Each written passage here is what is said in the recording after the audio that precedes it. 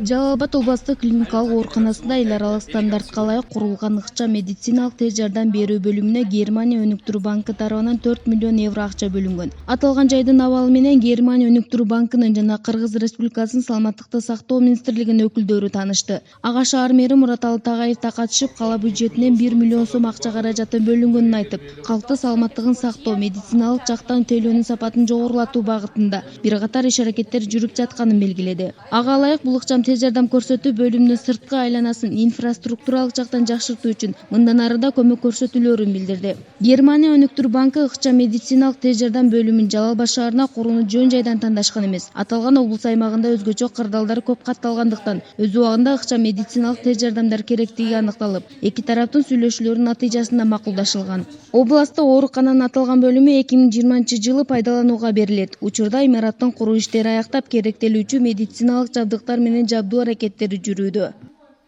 Долбоор биз Кыргызстанда биринчи болуп атат. Ыкчам медициналык жардам боюнча долбоор болуп атат да.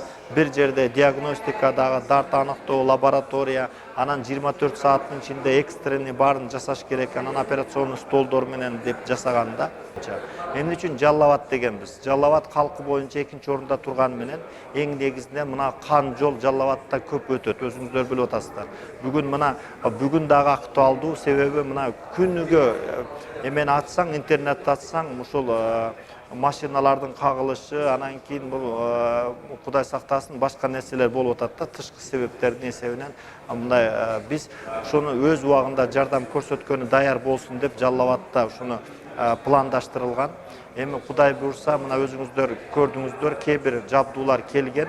Biz emki жылдын башына деп атабыз. Кудай буйрса эмки жылдын башында расмий ачылышы болуп туруп, мен азыр айтып кеттим, биз өзүбүз дагы кызыктарбыз тезирээк ачылганга.